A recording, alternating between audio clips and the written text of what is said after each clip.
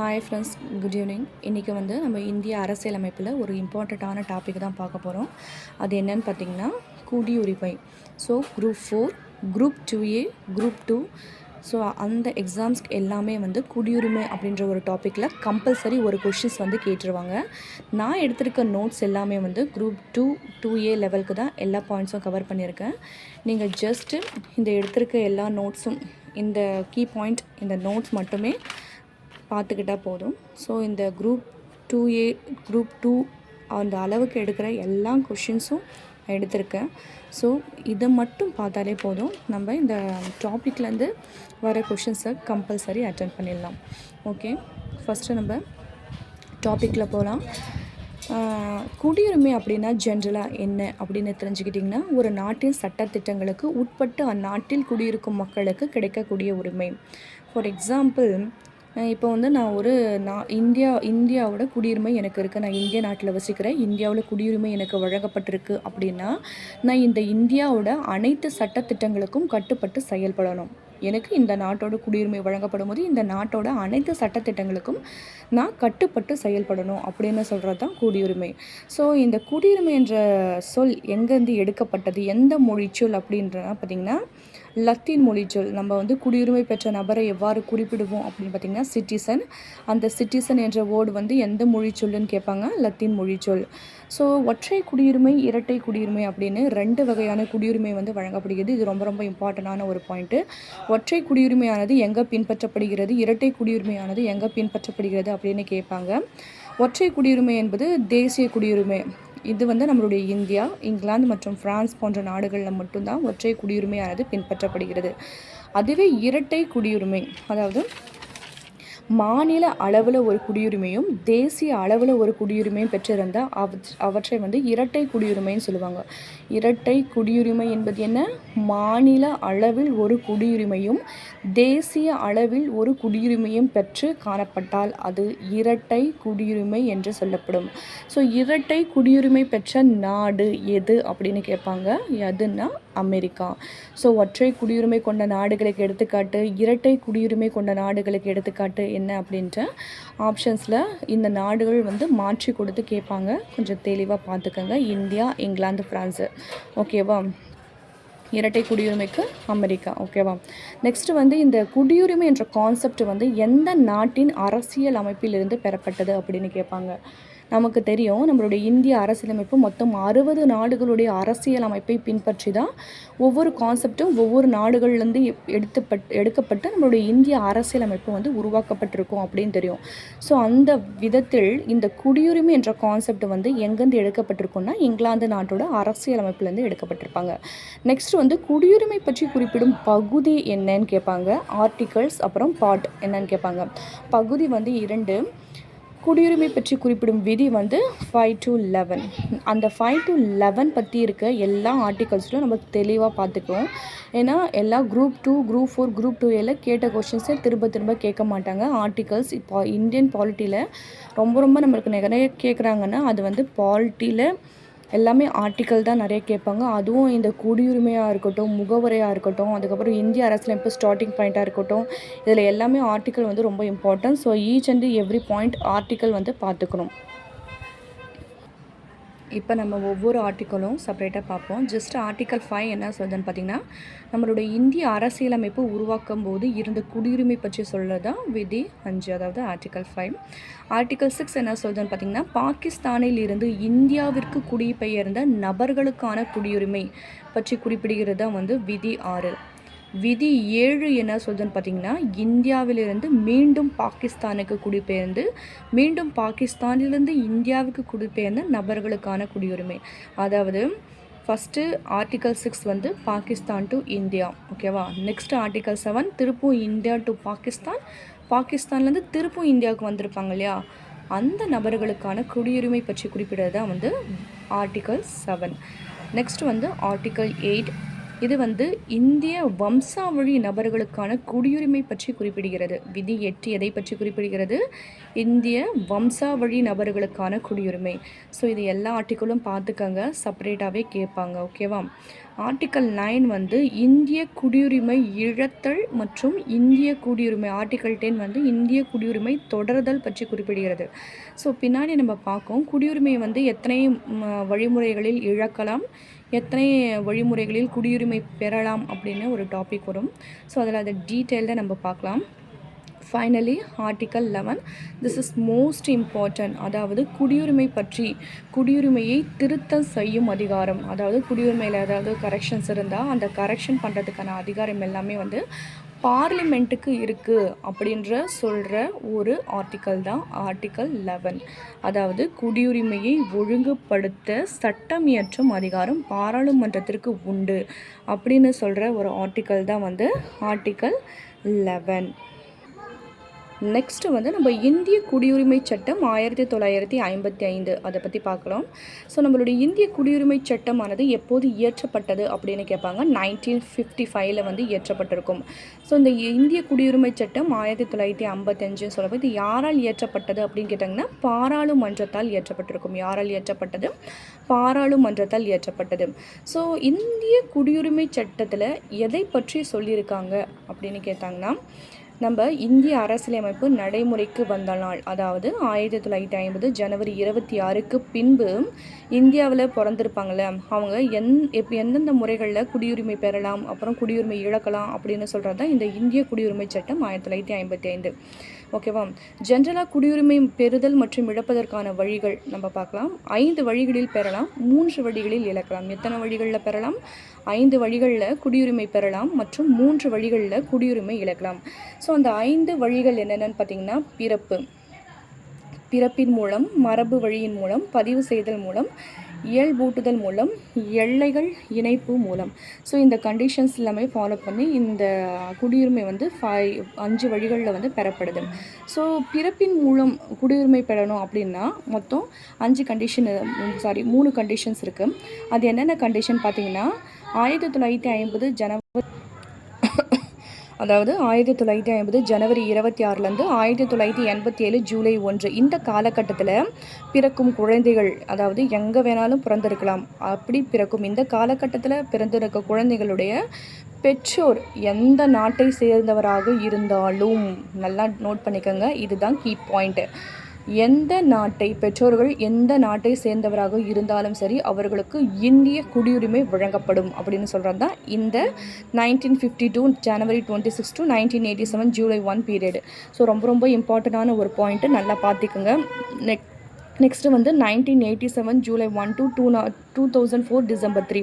So இந்த period of டைமில் ஒரு குழந்தை பிறக்குது அப்படின்னா அதில் பெற்றோர்களில், அதாவது பேரண்ட்டில் யாராவது ஒருவர் வந்து இந்தியராக இருக்கணும். எப்படி?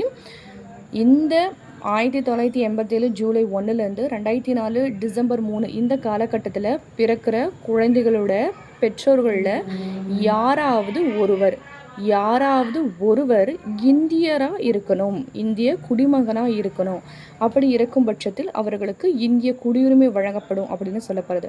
அண்ட் தென் ஃபைனல் ஒன் வந்து 2004 டிசம்பர் 3 பிறகு, அதாவது 2004 டிசம்பர் 3க்கு அப்புறம் ஒரு குழந்தை பிறக்குது அப்படின்னா அவங்களுடைய அப்பா அம்மா 2 பேருமே இந்திய குடிமகனாக இருக்கும் பட்சத்தில் அவர்களுக்கு அந்த குழந்தைக்கு குடியுரிமை வழங்கப்படும் அப்படின்னு சொல்கிறாங்க. ஸோ இந்த கண்டிஷன்ஸ் வந்து ரொம்ப இம்பார்ட்டண்ட்டான ஒரு பாயிண்ட்டு. இது வந்து குரூப் 2 லெவலில் எக்ஸ்ட்ரீமாக கேட்கலாம். நல்லா டீட்டெயிலாக பார்த்துக்கங்க. ஓகேங்களா? இது வரைக்கும் நம்ம குரூப் 4 லெவலில் பார்க்கும்போது மேலோட்டமாக மட்டும் பார்த்துருப்போம். இந்த பீரியட் ஆஃப் டைம் மட்டும் அவ்வளோ இதாக பட்டிருப்போம். But each and every date, year, அந்த ஜான்வரி 26லேருந்து அந்த டேட் எல்லாமே கரெக்டாக மென்ஷன் பண்ணி கேட்பாங்க. ஸோ கிளியர் கட்டாக டீட்டெயிலாக பார்த்துக்கங்க.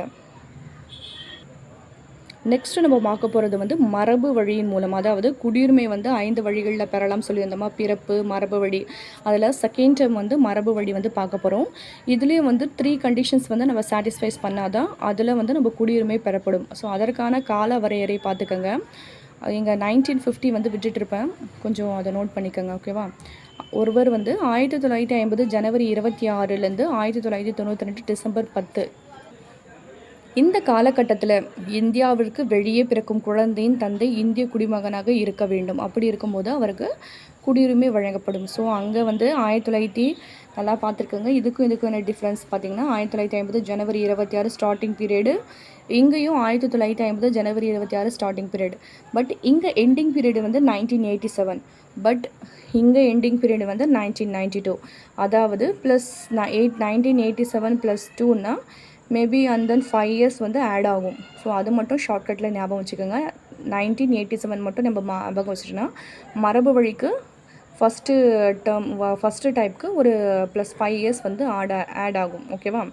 ஸோ நெக்ஸ்ட் வந்து 1992 டிசம்பர் 10லேருந்து 2004 டிசம்பர் 3 இந்த பீரியட் ஆஃப் டைமில் நம்மளுக்கு இந்த 2004 டிசம்பர் 3 வந்து இந்த இதுலேயே வந்துடும். அதாவது பிறப்பின் மூலம் இருக்கு இல்லையா, அதிலே வந்துடும். அது சேம் இயர் தான். ஸோ அதை வந்து நம்ம ஞாபகம் வச்சுக்கிறதுக்கு ரொம்ப கஷ்டமாக இருக்காது. ஸோ அதை வந்து கிளியராக பார்த்துக்கோங்க. ஸோ 1992 டிசம்பர் 10 to 2004 டிசம்பர் 3 இந்த பீரியட் ஆஃப் டைமில் ஒரு குழந்தை பிறக்குது அப்படின்னா அந்த குழந்தையோட அப்பா அம்மாவில் யாராவது ஒருவர், அதாவது மேபி அம்மாவாக இருக்கலாம் அல்லது அப்பாவாக இருக்கலாம், யாராவது ஒருவர் வந்து இந்திய குடிமகனாக இருக்க வேண்டும். அப்படி இருக்கும் பட்சத்தில் அவர்களுக்கு இந்திய குடியுரிமையானது வழங்கப்படும் அப்படின்னு சொல்கிறாங்க. ஃபைனலாக 2004 டிசம்பர் 3 இதுக்கப்புறம் இந்த பீரியட் ஆஃப் டைமுக்கு அப்புறம் பிறக்கிற குழந்தைகளுடைய அப்பா அம்மா இருவருமே, அதாவது போத் ஆஃப் த பர்சன் ரெண்டுமே வந்து இந்திய குடிமகனாக இருக்கணும். அப்படி இருக்கும் பட்சத்தில் அவர்களுக்கு குடியுரிமை வந்து வழங்கப்படும் அப்படின்னு சொல்லியிருக்காங்க. நெக்ஸ்ட் ஒன் வந்து பதிவு செய்தல். இது வந்து 3rd டைப். ரொம்ப சிம்பிளான ஒரு கொஷின். இப்போது பதிவு செய்தல்னால் என்னது? ரிஜிஸ்ட்ரேஷன் மூலம். சிம்பிளாக சொல்ல போனோன்னா நான் வந்து இப்போது வந்து வெளிநாட்டில் வந்து குடியுரிமை இருக்குது எனக்கு. நான் வெளிநாட்டில் குடியுரிமை பெற்றிருக்கிறேன். ஆனால் எனக்கு இந்தியாவில் குடியுரிமை வேணும் அப்படின்னா நான் என்ன பண்ணணும்? இந்தியாவில் வசிக்கிற ஒரு நபரை வந்து திருமணம் செஞ்சுக்கணும். அப்படி திருமணம் செஞ்சு அங்கே போய் ரிஜிஸ்டர் பண்ணிவிட்டு நான் ஒரு தமிழ்நாட்டு குடியுரிமை பெற்ற ஒரு நபரை திருமணம் செஞ்சுக்கிறேன் அப்படின்னு சொல்லி ரிஜிஸ்டர் பண்ணிவிட்டு ஹஸ்பண்டோட குடியுரிமையோடு சேர்த்து நம்ம வந்து ஒரு இந்திய குடியுரிமை வந்து பெறலாம். அதுதான் வந்து பதிவு செய்தல். ஸோ அதுக்கு முன்னாடி ஒரு கண்டிஷன் என்னன்னு பார்த்தீங்கன்னா, பதிவு செய்தல் அப்படில பதிவு செய்வதற்கு முன்பு மினிமம் வந்து ஒரு 5 இயர்ஸ் ஆச்சு அவர் வந்து இந்தியாவில் வந்து வசித்து இருக்க வேண்டும். ரொம்ப இம்பார்ட்டண்டான கொஷின். நல்லா பார்த்துக்கோங்க. இந்திய குடிமகனை திருமணம் செய்யும் அயல் நாட்டவர் பதிவு செய்வதன் மூலம் குடியுரிமை பெறலாம். பதிவு செய்வதற்கு முன்பு 5 வருடம் இந்தியாவில் தங்கி செயல்பட வேண்டும். ஓகேவா? ஃபார் எக்ஸாம்பிள் ரொம்ப இம்பார்ட்டண்டான ஒரு கொஷின்ஸ். இயல்பூட்டுதல் மூலம் குடியுரிமை பெற்றுதல். என்னங்க இயல்பூட்டுதல் அப்படின்னா, என்னுடைய விருப்ப உரிமையின் அடிப்படையில் என்னுடைய சொந்த நாட்டோட குடியுரிமையை துறந்து எனக்கு பிடிச்ச நாட்டோட குடியுரிமை பெறது தான் இயல்பூட்டுதல் அப்படின்னு சொல்லுவாங்க. ரொம்ப இம்பார்ட்டண்டான ஒரு பாயிண்ட்டு. ஏன் அப்படின்னு சொல்லியிருக்காங்கன்னா, ஏன் அப்படி சொல்கிறேன்னு பார்த்தீங்கன்னா, நம்மளுடைய அன்னை தெரசா தெரியும் இல்லையா, அவங்க வந்து இயல்பூட்டுதல் இந்த மெத்தடை ஃபாலோ பண்ணி தான் நம்ம வந்து இந்திய குடியுரிமை வந்து பெற்றிருப்பாங்க. அவங்க வந்து ஒரு வெளிநாட்டவர், நம்மளுக்கு நல்லாவே தெரியும். பட் அவருக்கு வந்து நம்மளுடைய இந்தியாவில் வசிக்கிறது ரொம்ப பிடிக்கும். ஸோ விரும்பி தன்னுடைய சொந்த நாட்டோட குடியுரிமை துறந்து இயல்பூட்டுதல் என்ற முறையை பின்பற்றி அன்னை தெரசா அவர்கள் வந்து என்ன பண்ணியிருப்பாருன்னு பார்த்தீங்கன்னா, என்ன பண்ணியிருப்பாங்க? இந்தியாவோட குடியுரிமை பெற்றிருப்பாங்க. இது ரொம்ப இம்பார்ட்டண்டான ஒரு பாயிண்ட்டு.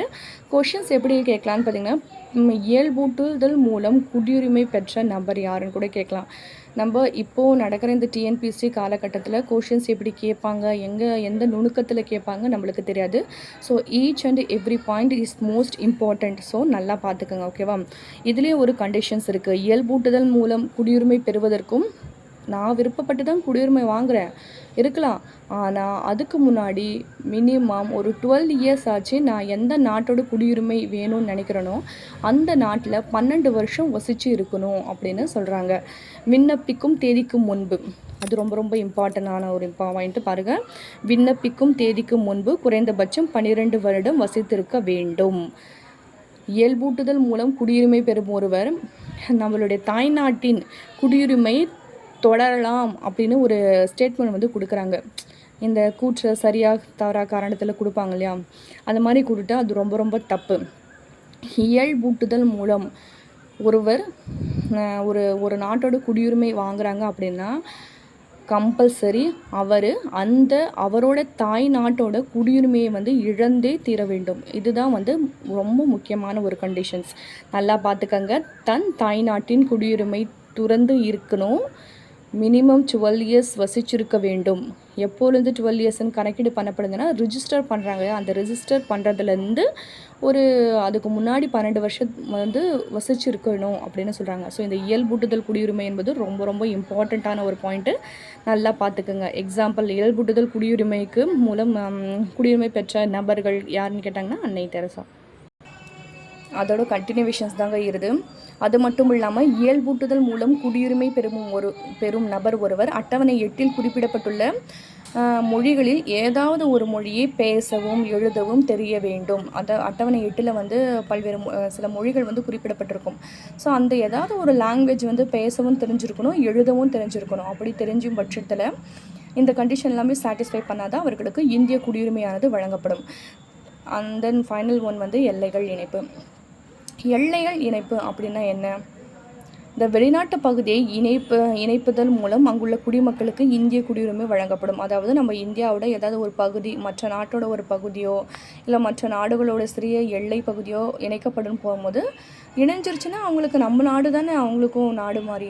அப்படி இருக்கும் பட்சத்தில் அவங்களுக்கு எல்லைகள் இணைப்பு என்ற கான்செப்டில் குடியுரிமையானது வழங்கப்படும். ஸோ இந்த கான்செப்டை பயன்படுத்தி யாருக்கு வந்து குடியுரிமை வழங்கப்பட்டிருக்குன்னு பார்த்தீங்கன்னா பாண்டிச்சேரி மக்களுக்கு. நல்லா ஞாபகம், பாண்டிச்சேரி மக்களுக்கு 1962 வந்து இந்திய குடியுரிமை வழங்கப்பட்டிருக்கும். எந்த கண்டிஷனை ஃபாலோ பண்ணி? எல்லைகள் இணைப்பு என்ற கண்டிஷனை ஃபாலோ பண்ணி. ஓகேவா? நெக்ஸ்ட்டு நான் பார்க்க போகிறது வந்து குடியுரிமையை இழக்கும் முறைகள். நம்ம பார்த்தோம், குடியுரிமையை வந்து 5 வழிகளில் பெறலாம், 3 வழிகளில் இழக்கலாம். ஸோ ஜென்ரலாக ஒரு சின்ன நோட்ஸ் மாதிரி சொல்கிறேன், ஞாபகம் வச்சுக்கோங்க. 3 வழிகள். ஃபஸ்ட்டு ஒன்று வந்து துரத்தல், 2வது வந்து முடிவுக்கு கொண்டு வருதல், 3வது வந்து நீக்குதல். ஃபார் எக்ஸாம்பிள், துரத்தல்னால் என்ன? துரத்தல்னால் எனக்கு பிடிக்கல, நான் ஒரு நாட்டில் இருக்கேன், எனக்கு அந்த பிடிக்கலன்னா நானாக முன் வந்து நானாக வாலண்டியராக வந்து எனக்கு இந்த நாட்டோட குடியுரிமை வேணாம் அப்படின்னு சொல்லி அந்த குடியுரிமையை வேணான்னு சொல்லி எழுத்திட்டு இது ரிஜிஸ்டர் பண்ணிட்டு வர்றது தான் வந்து துரத்தல் அப்படின்னு சொல்லுவாங்க. முடிவுக்கு கொண்டு வருதல், அதாவது ஃபார் எக்ஸாம்பிள் வந்து நான் இந்தியாவில் இருக்கேன், அமெரிக்காவில் இருக்கேன். அமெரிக்காவில் இருந்துட்டு இந்தியாவோட நாட்டோட குடியுரிமை வந்து பெறேன். அப்படி பெறும்போது என்னுடைய சொந்த நாட்டோட குடியுரிமை வந்து ஆட்டோமேட்டிக்காக முடிவுக்கு வந்துடும். ஒரே டைமில் 2 நாட்டோட குடியுரிமை வந்து பெற்றிருக்க முடியாது. அது வந்து பாசிபிளே கிடையாது. நம்ம விருப்பப்பட்டு நம்ம இதுக்கு முன்னாடி பார்த்தோம் இல்லையா, இயல்பூட்டுதல். அந்த இயல்பூட்டுதல் கண்டிஷன் தான் இந்த முடிவுக்கு கொண்டு வருதல் அப்படின்னு சொல்லுவாங்க. ஸோ நம்ம வேறொரு நாட்டோட குடியுரிமை பெறும்போது நம்ம நாட்டோட குடியுரிமை வந்து தானாக முடிவுக்கு வந்துடும். ஃபைனலாக வந்து நீக்குதல். ஃபார் எக்ஸாம்பிள் வந்து நம்ம ஏதாவது நம்ம நாட்டில் வசிக்கிறோம், நம்ம நாட்டுக்கு எதிரான ஒரு நாட்டோட ஏதாவது வணிகமோ ஏதாவது டிரான்ஸ்போர்ட்டேஷனோ அப்படின்னு பண்ணிகிட்டு இருந்தோம்னா அந்த டைமில் வந்து நம்மளுடைய குடியுரிமை வந்து தானாக வந்து நீக்கப்பட்டு விடும் அப்படின்னு சொல்லுவாங்க. ஸோ துரத்தல், முடிவுக்கு கொண்டு வருதல், நீக்குதல், இந்த 3 டைம்ஸ் பார்த்துக்குங்க. நெக்ஸ்ட்டு வந்து இந்திய குடியுரிமை சட்டம் 2003. சிம்பிளாக சொன்ன போனால் நம்மளுடைய இந்திய குடியுரிமை சட்டம் எத்தனை முறை திருத்தம் செய்யப்பட்டது அப்படின்னு கேட்பாங்க. மொத்தம் 9 முறை திருத்தம் செய்யப்பட்டிருக்கும். எத்தனை முறை திருத்தம் செய்யப்பட்டிருக்கும்? 9 முறை திருத்தம் செய்யப்பட்டிருக்கும். அப்படி அந்த டேர்மில் ஃபஸ்ட்டு எப்போ குடியுரிமை திருத்தம் செய்யப்பட்டிருக்கும் அப்படின்னு கேட்டிங்கன்னா 2003. நல்லா ஞாபகம் வச்சுக்கோங்க. இந்திய குடியுரிமை சட்டம் எத்தனை முறை திருத்தம் செய்யப்பட்டதுன்னா 9 முறை. முதலாக எப்போது திருத்தம் செய்யப்பட்டதுன்னா 2003. இந்திய குடியுரிமை திருத்தம் செய்யப்பட்டு எப்போது நடைமுறைக்கு வந்ததுன்னு பார்த்தீங்கன்னா 2004 டிசம்பர் 3 வந்து நடைமுறைப்படுத்தப்பட்டிருக்கும். ஸோ இந்த இந்திய குடியுரிமை சட்டம் 2003 திருத்தம் செஞ்சு எந்த மாதிரியான கரெக்ஷன்ஸ் வந்து ஆட் பண்ணியிருப்பாங்க? திருத்தம்னா ஏதாவது எக்ஸ்ட்ரா ஒரு ஸ்டேட்மெண்ட்டை ஆட் பண்ணுறது தான் வந்து திருத்தம் அப்படின்னு சொல்லுவாங்க. திருத்தம் பண்ணி என்ன பண்ணியிருப்பாங்கன்னா, இந்தியாவோடு நட்புறவு கொண்ட 16 நாடுகளில் வாழும் வெளிநாடு வாழ் இந்தியர்களுக்கு இரட்டை குடியுரிமை வழங்கியது. இரட்டை குடியுரிமை நம்ம பார்த்தோம். அமெரிக்கா இரட்டை குடியுரிமை பெற்றிருக்கு, மாநில அளவில், தேசிய அளவில். ஸோ இதே ஒரு மாதிரியான கான்செப்டை வந்து 2003 வந்து நம்ம இந்திய குடியுரிமை சட்டம் திருத்தம் செஞ்சு ஆட் பண்ணி எந்த நாடுகளுக்கு, அதுவும் இந்தியாவோட ஃப்ரெண்ட்ஷிப் பேக்ரவுண்டில் இருக்கிற அந்த 16 நாடுகளுக்கு மட்டுமே இரட்டை குடியுரிமை. நம்ம தான் ஃப்ரெண்ட்ஷிப் ஆகிட்டோம் இல்லையா, ஒரு நாடும் இன்னொரு நாடும் ஃப்ரெண்ட்ஷிப் ஆகிட்டுனா அந்த நாட்டோட குடியுரிமையை வச்சுக்கலாம், நம்ம நாட்டோட குடியுரிமையை வச்சுக்கலாம். அதுதான் கான்செப்ட். ஓகேவா? ஜஸ்ட்டு அண்டர்ஸ்டாண்ட் பண்ணிவிட்டு படிங்க. ஓகேவா? இந்தியாவோட ஃப்ரெண்ட்ஷிப் வச்சுருக்கு எந்த நாடாக இருந்தாலும் சரி அந்த நாட்டுக்கு இரட்டை குடியுரிமை வந்து வழங்கப்படும். அவ்வளோதான். பட் அதில் சில கண்டிஷன்ஸ் மட்டும் இருக்குப்பா, நல்லா பார்த்துக்கோங்க. அரசியல் உரிமை பெற முடியாது. குடியுரிமை இருக்கலாம், பட் அரசியல் ரீதியான எந்த உரிமையும் பெற முடியாது. ஃபார் எக்ஸாம்பிள் வாக்குரிமை. வாக்குரிமையில் ஓட் போட முடியாது, எலெக்ஷன்ஸில் நிற்க முடியாது, ஏதாவது ஒரு பாதுகாப்பு பணியில் ஏதாவது கவர்மெண்ட் வேலையில் சேர முடியாது. ஓகேவா, இது மட்டும் நல்லா வச்சுக்கோங்க. இந்தியாவோட 2003 வந்து இந்திய குடியுரிமை சட்டம் ஃபஸ்ட்டாக வந்து கரெக்ஷன் பண்ணியிருப்பாங்க. கரெக்ஷன் பண்ணிவிட்டு அது எப்போ இம்ப்ளிமெண்ட் பண்ணியிருப்பாங்கன்னு பார்த்தீங்கன்னா 2004 டிசம்பர் 3ல். அது என்ன கரெக்ஷன் அப்படின்னு பார்த்தீங்கன்னா, இந்தியாவோடு நட்புறவு கொண்ட 16 நாடுகளில் வாழும் வெளிநாடு வாழ் இந்தியர்களுக்கு இரட்டை குடியுரிமை வழங்க வேண்டும் அப்படின்றதான் அந்த திருத்தம். பட் அதில் சில கண்டிஷன்ஸ் இருக்குது. அது என்னென்னு பார்த்தீங்கன்னா, அரசியல் உரிமை, அதாவது பொலிட்டிக்கல் ரைட்ஸ் எதுவுமே அவங்களுக்கு கிடையாது, ஓட் போட முடியாது, தேர்தலில் நிற்க முடியாது, கவர்மெண்ட் வேலை எதுவுமே அவங்களுக்கு கொடுக்கப்பட மாட்டாது. And next finally important one, கடைசியாக எப்போது குடியுரிமை சட்டம் திருத்தப்பட்டது? எப்போவுமே ஃபஸ்ட்டு லாஸ்ட்டு ரொம்ப ரொம்ப இம்பார்ட்டன்ட்ங்க. ஃபஸ்ட்டும் தெரிஞ்சு வச்சுக்கணும், லாஸ்ட்டும் தெரிஞ்சு வச்சுக்கணும். அதுவும் மேலோட்டமாக தெரிஞ்சு வச்சுக்கக்கூடாது, டெப்த்தாக தெரிஞ்சு வச்சுக்கணும். ஸோ குடியுரிமை திருத்த சட்டம் கடைசியாக எப்போது திருத்தம் செய்யப்பட்டதுன்னா 2019 வந்து திருத்தம் செஞ்சுருப்பாங்க.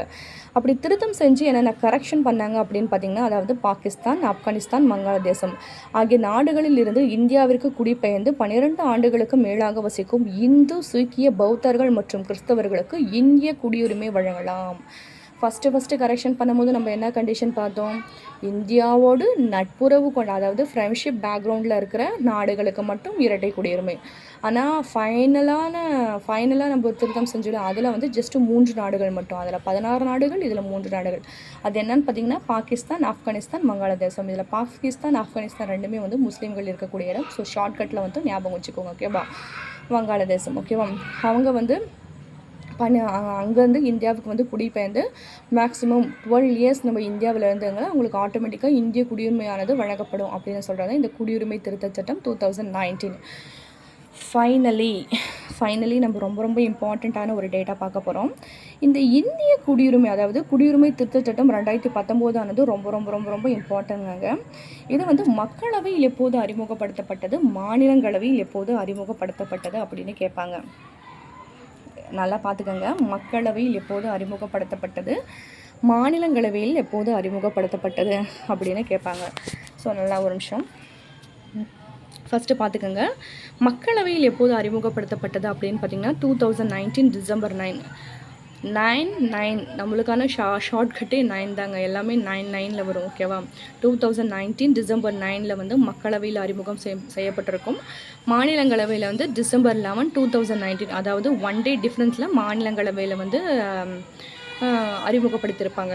ஸோ இந்த இந்திய குடியுரிமை சட்டம் 2019 அறிமுகப்படுத்தியவர் யார் அப்படின்னு கேட்பாங்க. இந்திய குடியுரிமை சட்டம் 2019 அறிமுகப்படுத்தியவர் யார் அப்படின்னு கேட்டாங்கன்னா அமித்ஷா. அதாவது அந்த காலகட்டத்தில் உள்துறை அமைச்சராக இருந்த அமித்ஷா அவர்கள் தான் வந்து இந்த இந்திய குடியுரிமை சட்டத்தை வந்து என்ன பண்ணியிருப்பாங்க, அறிமுகப்படுத்தியிருப்பாங்க. ஸோ இதுக்கு குடியரசுத் தலைவர் ஒப்புதல் எப்போது வழங்கப்பட்டதுன்னு பார்த்தீங்கன்னா, குடியரசுத் தலைவர் ஒப்புதல் எப்போது வழங்கப்பட்டது அப்படின்னு பார்த்தீங்கன்னா டிசம்பர் 12 2019. ஸோ இந்த டேட் வந்து கண்டினியூஸாக வரும். 2019 டிசம்பர் 9 வந்து மக்களவை, 2019 டிசம்பர் 11 மாநிலங்களவை, குடியரசுத் தலைவர் ஒப்புதல் 2019 டிசம்பர் 12. நல்லா பார்த்துக்கோங்க. டிசம்பர் 9 1 டே டிஃப்ரென்ஸ், டிசம்பர் 11 தென் டிசம்பர் 12. ஓகேவா, ஃபைனலாக எப்போது நடைமுறைப்படுத்தப்பட்டது அப்படின்னு பார்த்தீங்கன்னா 2020 ஜனவரி 10.